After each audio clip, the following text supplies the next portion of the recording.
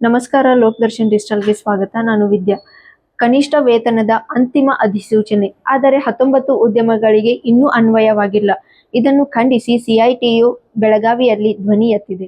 ಸ್ನೇಹಿತರೆ, ನಮ್ಮ ಕರ್ನಾಟಕ ರಾಜ್ಯದ 1,77,00,000 ಜನರಿಗೆ ಕರ್ನಾಟಕ ರಾಜ್ಯ ಸರ್ಕಾರ ಒಂದು ಭಾರಿ ದೊಡ್ಡದಾದಂಥ ಒಂದು ಅನ್ಯಾಯವನ್ನು ಮಾಡಿದೆ.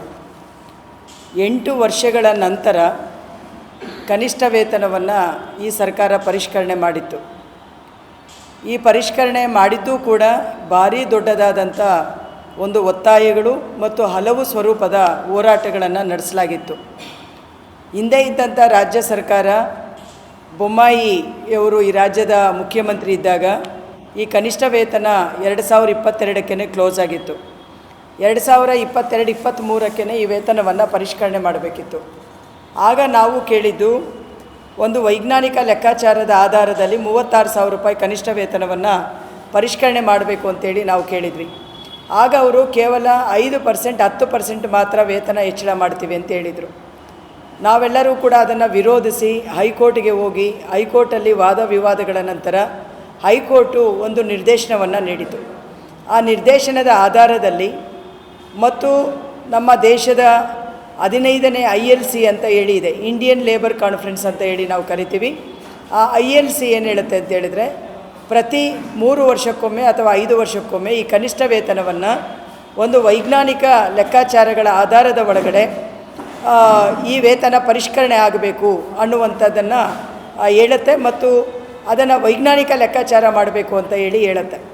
ಸೊ ಅದೇ ಪ್ರಕಾರದಲ್ಲಿ ರಫ್ತು ಕೋರ್ಸ್ ಬ್ರೆಡ್ ಪ್ರಕರಣ ಅಂತೇಳಿ ಸುಪ್ರೀಂ ಕೋರ್ಟಲ್ಲಿ ಆ ಒಂದು ಕಂಪನಿಯ ಒಂದು ವಿಚಾರದಲ್ಲಿ ಕನಿಷ್ಠ ವೇತನವನ್ನು ಹೆಂಗೆ ಲೆಕ್ಕಾಚಾರ ಹಾಕಬೇಕು ಅಂತೇಳಿ ಸುಪ್ರೀಂ ಕೋರ್ಟಿನ ಒಂದು ತೀರ್ಪಿದೆ. ಅದರ ಪ್ರಕಾರವೂ ಕೂಡ ಒಂದು ವೈಜ್ಞಾನಿಕ ಲೆಕ್ಕಾಚಾರವನ್ನು ಮಾಡಬೇಕು ಅಂತ ಹೇಳುತ್ತೆ. ಸೊ ಅಂತ ಹೇಳಿದ್ರೆ, ಯಾವ ಕಾರ್ಮಿಕ ಇರ್ತಾನೆ ಅವನಿಗೆ 2,700 ಕ್ಯಾಲರಿ ಆಹಾರ, ಅವನ ಹೆಂಡತಿಗೆ 2,700 ಕ್ಯಾಲರಿ, ಅವರ ಮಕ್ಕಳಿಗೆ 2 ಮಕ್ಕಳು ಯೂನಿಟ್ ಸೇರಿಸಿ 2,700 ಕ್ಯಾಲರಿ. ನಾವು ಕಾರ್ಮಿಕ ಸಂಘಟನೆಗಳು ಕೇಳಿದ್ದೇನೆಂದರೆ, ಸುಪ್ರೀಂ ಕೋರ್ಟ್ ಇತ್ತೀಚೆಗೆ ಒಂದು ತೀರ್ಪನ್ನು ಕೊಟ್ಟಿದೆ. ಏನು ತೀರ್ಪು ಅಂತ ಹೇಳಿದರೆ, ಯಾವ ವಯಸ್ಕ ತಾಯಿ ತಂದೆ ಇರ್ತಾರೆ ಆ ತಾಯಿ ತಂದೆಯನ್ನು ಸಾಕುವಂಥದ್ದು, ಸಲಹುವಂಥದ್ದು ಆ ಮಗನ ಕರ್ತವ್ಯ ಅಂತ ಹೇಳಿ ಅವರು ಹೇಳ್ತಾರೆ. ಅವರನ್ನು ಹಂಗೇ ಬಿಡಬಾರ್ದು ಅಂತ ಹೇಳುತ್ತೆ. ಅದಕ್ಕೆ ನಾವೇನು ಹೇಳಿದ್ದೀವಿ ಅಂದರೆ, ಈ ಕನಿಷ್ಠ ವೇತನವನ್ನು ಲೆಕ್ಕಾಚಾರ ಹಾಕುವಾಗ ಈ ತಾಯಿ ತಂದೆಯನ್ನು ಕೂಡ ಒಂದು ಯೂನಿಟ್ ಅಂತ ಹೇಳಿ ಪರಿಗಣಿಸಬೇಕು.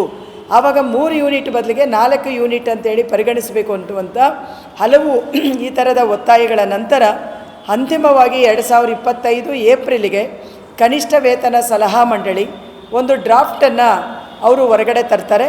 ಆ ಡ್ರಾಫ್ಟಿಗೆ ಆಕ್ಷೇಪಣೆಗಳನ್ನು ಕೇಳ್ತಾರೆ. ಈ ಆಕ್ಷೇಪಣೆಗಳನ್ನು ಹಾಕುವಾಗ ಇವತ್ತು ಯಾವ ಹಣಕಾಸು ಇಲಾಖೆ ಇದನ್ನು ತಡೆ ಒಡ್ಡಿದೆಯೋ ಆ ಹಣಕಾಸು ಇಲಾಖೆ ಅವತ್ತು ಆಕ್ಷೇಪಣೆಯನ್ನು ಸಲ್ಲಿಸಲಿಲ್ಲ. ಯಾವ commerce and department, industrial department ಇದೆ, ಅವರು ಇವತ್ತು ಅಬ್ಜೆಕ್ಷನ್ ಹಾಕಿದ್ದಾರೆ. ಆವತ್ತು ಅವರು ಆಕ್ಷೇಪಣೆ ಸಲ್ಲಿಸಲಿಲ್ಲ. ಆಕ್ಷೇಪಣೆ ಸಲ್ಲಿಸಲಿಕ್ಕೆ ಭಾಳಷ್ಟು ಸಮಯ ಇತ್ತು. ಆ ಸಂದರ್ಭದಲ್ಲಿ ಅವರು ಸಲ್ಲಿಸ್ದೇನೆ ಅಂತಿಮವಾದಂಥ ನೋಟಿಫಿಕೇಷನ್ 22ನೇ ತಾರೀಕು ಮೇ 2026ಕ್ಕೆ ಬಂತು.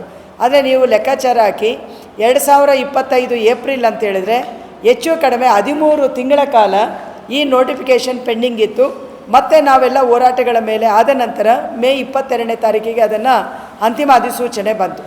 ಅಂತಿಮ ಅಧಿಸೂಚನೆ ಬಂದ ಕೂಡಲೇ ನಮ್ಮ ರಾಜ್ಯದ ಬಂಡವಾಳಗಾರರು, ನಮ್ಮ ರಾಜ್ಯದ ಕೆಲವು ಜನಪ್ರತಿನಿಧಿಗಳು ಮತ್ತು ಉಪಮುಖ್ಯಮಂತ್ರಿಗಳು, ಆವತ್ತಿನ ಉಪಮುಖ್ಯಮಂತ್ರಿಗಳು ಎಲ್ಲರೂ ಕೂಡ ಸೇರ್ಕೊಂಡು ಇದು 60% ಜಾಸ್ತಿ ಆಗಿಬಿಟ್ಟಿದೆ, ಇನ್ಕ್ರೀಸ್ ಆಗಿಬಿಟ್ಟಿದೆ ಪೇಮೆಂಟು, ಇಷ್ಟು ಹಣವನ್ನು ಕೊಡಲಿಕ್ಕಾಗಲ್ಲ ಅಂತೇಳಿ ಆವತ್ತಿಂದನೇ ಅಪಸ್ವರ ಪ್ರಾರಂಭ ಮಾಡಿದ್ರು.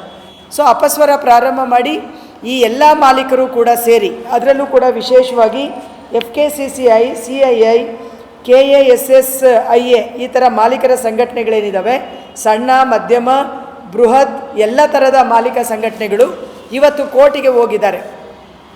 ಈ ಒಂದು ಮಿನಿಮಮ್ ವೇಜನ್ನು ನೀವು ತಡೆ ಹಿಡಿಬೇಕು ಅಂತ. ಆದರೆ ಕೋರ್ಟು ಇವತ್ತು ಅದಕ್ಕೆ ಯಾವುದೇ ರೀತಿಯಲ್ಲಿ ಸ್ಟೇ ಕೊಟ್ಟಿಲ್ಲ. ಯಾಕೆ ಅಂತ ಹೇಳಿದ್ರೆ, ಮಾಲೀಕರ ಪರವಾಗಿ ಈ ಒಂದು ನೋಟಿಫಿಕೇಷನಲ್ಲಿ ಅವರಿಗೆ ಸ್ಟೇ ಕೊಡುವ ರೀತಿಯ ಯಾವುದೇ ವಿವಾದಗಳು ಕೂಡ ಈ ನೋಟಿಫಿಕೇಷನಲ್ಲಿ ಇಲ್ಲ. ಆದರೆ ಇವತ್ತು ರಾಜ್ಯ ಸರ್ಕಾರ ಬಂಡವಾಳಗಾರರ ಪರವಾಗಿ ಅಂತ ಹೇಳದೇನೆ ಹಣಕಾಸು ಇಲಾಖೆಯ ಹೆಸರಿನಲ್ಲಿ ಇವತ್ತು ಅವರು ಇದನ್ನು ತಡೆ ಹಿಡಿದಿದ್ದಾರೆ. ನಾವು ಇದನ್ನು ಕಂಡೆಮ್ ಮಾಡ್ತೀವಿ. ಯಾಕೆ ಅಂತ ಹೇಳಿದ್ರೆ ಸ್ನೇಹಿತರೆ, ಇವತ್ತು ಕರ್ನಾಟಕ ರಾಜ್ಯದ ಒಳಗಡೆ ಈಗ ಅಟ್ ಪ್ರೆಸೆಂಟ್ ಇದು ಮಳೆ ಬರಲಿಲ್ಲ. ಎಲ್ಲ ರೈತರು ಕೂಡ ಕಂಗಾಲಾಗಿದ್ದಾರೆ. ಹಲವಾರು ಜಿಲ್ಲೆಗಳು ತಾಲೂಕುಗಳನ್ನು ಬರಗಾಲ ಅಂತ ಹೇಳಿ ಘೋಷಣೆ ಮಾಡ್ತಾ ಇದ್ದಾರೆ. ಆಮೇಲೆ ಯುದ್ಧದ ಪರಿಣಾಮದಿಂದ ಅತ್ಯಂತ ದೊಡ್ಡ ಪ್ರಮಾಣದ ಗ್ಯಾಸು, ಪೆಟ್ರೋಲ್, ಡೀಸೆಲ್ ಬೆಲೆಗಳು ಜಾಸ್ತಿಯಾಗಿ ಬೆಲೆ ಏರಿಕೆ ಆಗಿದೆ. ಈ ಥರದ ಒಂದು ಸಂದರ್ಭದಲ್ಲಿ 8 ವರ್ಷಗಳಿಂದ ಈ ರಾಜ್ಯದ 1 ಕೋಟಿ ಕಾರ್ಮಿಕರಿಗೆ ನೀವು ಕನಿಷ್ಠ ವೇತನವನ್ನು ಪರಿಷ್ಕರಣೆ ಮಾಡಿಲ್ಲ ಅಂತ ಹೇಳಿದರೆ, ಆದರೂ ಕೂಡ ಅವರು ತಡ್ಕೊಂಡಿದ್ದಾರೆ ಅಂತ ಹೇಳಿದರೆ, ಸೊ ಏನಿದ್ರ ಅರ್ಥ ಅನ್ನುವಂಥದ್ದನ್ನು ನಾವು ಅರ್ಥ ಮಾಡ್ಕೋಬೇಕು. ಹಾಗಾಗಿ ನಾವು ಒತ್ತಾಯ ಮಾಡ್ತಾ ಇದ್ದೀವಿ ಏನು ಅಂತ ಹೇಳಿದರೆ, ಈ ಒಂದು ಕನಿಷ್ಠ ವೇತನವನ್ನು ಜಾರಿ ಮಾಡಬೇಕು ಅಂತ.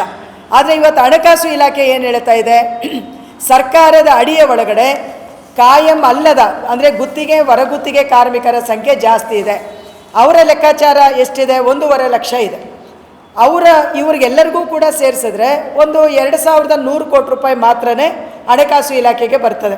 ಯಾರು? ಪಂಚಾಯಿತಿ ವರ್ಕರು, ಹಾಸ್ಟೆಲ್ ವರ್ಕರು, ಆಮೇಲೆ ಮತ್ತು ಗ್ರಾಮ ಪಂಚಾಯಿತಿ ನೌಕರರು, ನಗರಾಭಿವೃದ್ಧಿ ಇಲಾಖೆಗಳಲ್ಲಿ ಕೆಲಸ ಮಾಡೋರು, ಮುನ್ಸಿಪಲಲ್ಲಿ ಕೆಲಸ ಮಾಡೋರು, ಆಮೇಲೆ ಬೇರೆ ಬೇರೆ ಇಲಾಖೆಗಳಲ್ಲಿ ಕೆಲಸ ಮಾಡೋರು, ಇವರೆಲ್ಲ ಸೇರಿಕೊಂಡಾಗ ಅಷ್ಟೇ ಬರೋದು. ನಾವು ಕೇಳೋದು, ಸರ್ಕಾರದ ಅಡಿಯಲ್ಲಿ ಗುತ್ತಿಗೆ, ಹೊರಗುತ್ತಿಗೆ ತಗೊಳ್ಳೋದಕ್ಕೆ ತೀರ್ಮಾನ ಮಾಡಿದವರು ನೀವು. ಯಾಕೆ ಅಂತ ಹೇಳಿದ್ರೆ ಅವರಿಗೆ ಪರ್ಮನೆಂಟ್ ಮಾಡೋಕ್ಕಾಗಲ್ಲ, ಪರ್ಮನೆಂಟ್ ವೇಜ್ ಕೊಡೋಕ್ಕಾಗಲ್ಲ ಅಂತ. ಈಗ ಪರ್ಮನೆಂಟ್ ವರ್ಕರ್ಸ್ಗೆ ಮೊನ್ನೆ ಇದು ಪೇ ಕಮಿಷನನ್ನು ನೀವು ಇಂಪ್ಲಿಮೆಂಟ್ ಮಾಡಿದಾಗ ಎಷ್ಟು ಮಾಡಿದ್ದೀರಿ? ಹೆಚ್ಚು ಕಡಿಮೆ 17,000ದಿಂದ 20,000 ಕೋಟಿ ರೂಪಾಯಿಯನ್ನು ನೀವು ವ್ಯಯ ಮಾಡಿದ್ದೀರ. ನಮಗೇನು ಅದಕ್ಕೆ ಇದಿಲ್ಲ, ನಾವೇನು ತೆಗಿತಾ ಇಲ್ಲ. ಆದರೆ ಇವತ್ತು ಸರ್ಕಾರದ ನಿಜವಾದಂಥ ಕೆಲಸ ಮಾಡ್ತಾ ಇರೋರು ಬಹುತೇಕ ಜನ ಕಾಂಟ್ರಾಕ್ಟ್ ಆ್ಯಂಡ್ ಔಟ್ಸೋರ್ಸ್ ವರ್ಕರ್ಸ್. ನೀವು ಯಾವುದೇ ಇಲಾಖೆಗೆ ಹೋಗಿ ಎಲ್ಲ ಕೆಲಸಗಳನ್ನು ಮಾಡೋರು ಇವತ್ತು ಡೇ ನೈಟ್ ಇವತ್ತು ಸರ್ಕಾರದ ಕೆಲಸಗಳನ್ನು ಜಾರಿ ಮಾಡ್ತಾ ಇರೋರು ಯಾರು ಅಂದರೆ ಕಾಂಟ್ರಾಕ್ಟ್ ಆ್ಯಂಡ್ ಔಟ್ಸೋರ್ಸ್ ವರ್ಕರ್ಸ್. ಆ ವರ್ಕರ್ಗಳಿಗೆ 2100 ಕೋಟಿ ರೂಪಾಯಿ ನಿಮಗೆ ಖರ್ಚು ಮಾಡೋಕ್ಕಾಗಲ್ಲ ಅಂತ ಹೇಳಿದ್ರೆ ನೀವು ಯಾವ ರೀತಿಯ ಸರ್ಕಾರ ನಡೆಸ್ತೀರಿ? ಯಾಕಂತ ಹೇಳಿದ್ರೆ ಸರ್ಕಾರ ಅನ್ನೋದು ಒಂದು ಮಾಡೆಲ್ ಮ್ಯಾನೇಜ್ಮೆಂಟ್ ಅಂತ ಹೇಳಿ ನಾವು ಕರಿತೀವಿ. ಆಮೇಲೆ ಮತ್ತೆ ಇದೇ ಸರ್ಕಾರ ರೂಲ್ ಮಾಡುತ್ತೆ, ಏನು ಗೊತ್ತಾ? ಯಾವ ಉದ್ಯಮ ಕನಿಷ್ಠ ಕೂಲಿಯನ್ನು ತನ್ನ ಕಾರ್ಮಿಕನಿಗೆ ಕೊಡಲಿಕ್ಕೆ ಆಗಲಾರದೆ ಇರೋನು ಉದ್ಯಮವನ್ನು ನಡೆಸಬಾರ್ದು ಅಂತೇಳಿ ಇದೇ ಸರ್ಕಾರದವರು ಹೇಳ್ತಾರೆ. ಈಗ ನೀವು ಮಾಡ್ತಾ ಇರೋದೇನು?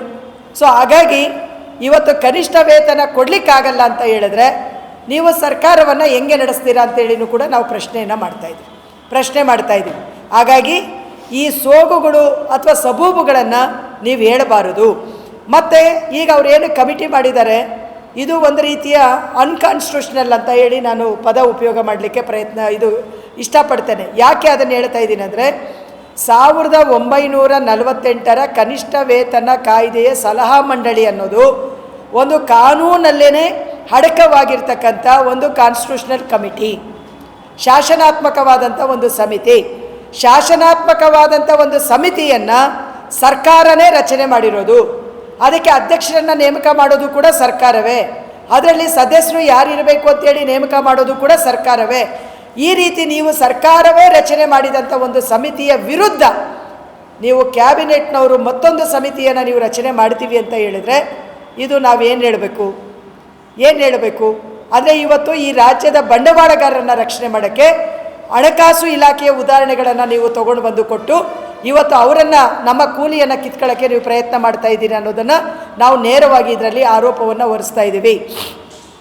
ನಿಮ್ಮ ಹತ್ರ ಹಣ ಇಲ್ಲ ಅಂತ ಹೇಳ್ತೀರಲ್ಲ, ಇವತ್ತು ಹೊಸ ಬಿಲ್ಡಿಂಗ್ಗಳನ್ನು ಕಟ್ತಾ ಇದ್ದೀರಿ, ಕಾಮಗಾರಿಗಳನ್ನು ನಡೆಸ್ತೀರಿ, ಮಠಗಳಿಗೆ ಕೊಡ್ತೀರಿ, ಜಾತಿ ಸಂಘಟನೆಗಳಿಗೆ ಕೊಡ್ತೀರಿ, ಧರ್ಮದ ಸಂಘಟನೆಗಳಿಗೆ ಕೊಡ್ತೀರಿ, ಅದ್ಧೂರಿಯಾಗಿ MLA MP ಗಳಿಗೆ ಬೇಕಾದಷ್ಟು ಸವಲತ್ತುಗಳನ್ನು ನೀವು ಹೆಚ್ಚಳ ಮಾಡ್ಕೊಳ್ತೀರಿ. ಅದಕ್ಕೆಲ್ಲ ಹಣ ಎಲ್ಲಿಂದ ಬರುತ್ತೆ? ದೊಡ್ಡ ಏರ್ಪೋರ್ಟ್ಗಳನ್ನು ಕಟ್ತೀರಿ, ಹಣ ಎಲ್ಲಿಂದ ಬರುತ್ತೆ? ಆದರೆ ಇದೆಲ್ಲವೂ ಕೂಡ ಡೆವಲಪ್ಮೆಂಟ್ ಅಂತ ಹೇಳಿ ನೀವು ಹೇಳೋದಾದರೆ ಜನರಿಗೆ ಕೂಲಿಯನ್ನು ಹೆಚ್ಚಳ ಮಾಡೋದು ಡೆವಲಪ್ಮೆಂಟಿನ ಪಾರ್ಟೇ. ನೀವು ವೇತನ ಹೆಚ್ಚಳ ಮಾಡಿದ್ರೆ ಜನ ಕೊಂಡುಕೊಳ್ಳುವ ಶಕ್ತಿ ಹೆಚ್ಚಳ ಆಗುತ್ತೆ. ಅದು ನಮ್ಮ ರಾಜ್ಯದ ಆರ್ಥಿಕ ಚಟುವಟಿಕೆಗೆ, ಆರ್ಥಿಕ ಅಭಿವೃದ್ಧಿಗೆ ಮತ್ತಷ್ಟು ಕಾಣಿಕೆಯನ್ನು ಕೊಡುತ್ತೆ ಅನ್ನುವಂಥದ್ದನ್ನು ನಾವು ಯಾರೂ ಕೂಡ ಮರಿಬಾರ್ದು. ಇವತ್ತು ಪತ್ರಕರ್ತರಿಂದ ಹಿಡಿದು ಬೇರೆ ಬೇರೆಗಳಲ್ಲಿ ಕೆಲಸ ಮಾಡ್ತಕ್ಕಂಥ ಜನರಿಂದ ಹಿಡಿದು ಇವತ್ತು ವೇತನ ಪರಿಷ್ಕರಣೆ ಆಗಲಾರದೆ ಇವತ್ತು ಶೋಷಣೆಗೆ ಒಳಗಾಗಿದ್ದಾರಲ್ಲ, ಅದಕ್ಕೆ ಯಾರು ಉತ್ತರ ಕೊಡ್ತಾರೆ?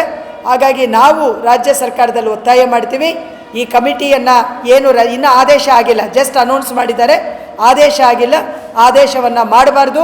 ಇದನ್ನು ತಡೆ ಅಬೇನ್ಸಲ್ಲಿ ಇಟ್ಟಿರುವಂಥ ಈ ವೇಜ್ ನೋಟಿಫಿಕೇಷನ್ ಏನಿದೆ ಅದನ್ನು ಇಮಿಡಿಯೇಟಾಗಿ ಇಂಪ್ಲಿಮೆಂಟ್ ಮಾಡಬೇಕು ಅಂತೇಳಿ ಒತ್ತಾಯ ಮಾಡಿ 18ನೇ ತಾರೀಕು CITU ನೇತೃತ್ವದೊಳಗಡೆ ಕರ್ನಾಟಕ ರಾಜ್ಯ ಗ್ರಾಮ ಪಂಚಾಯಿತಿ ನೌಕರರು ಇಡೀ ರಾಜ್ಯದಲ್ಲಿ ಹೋರಾಟ ಮಾಡ್ತಾ ಇದ್ದಾರೆ.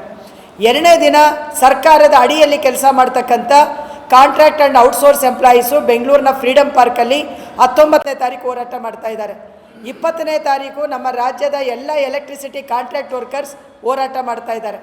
4ನೇ ದಿನ ಹಾಸ್ಟೆಲ್ ವರ್ಕರ್ಸ್ ಹೋರಾಟ ಮಾಡ್ತಾ ಇದ್ದಾರೆ. ಇದು ಶಾಂಪಲ್ ಆಗುತ್ತೆ.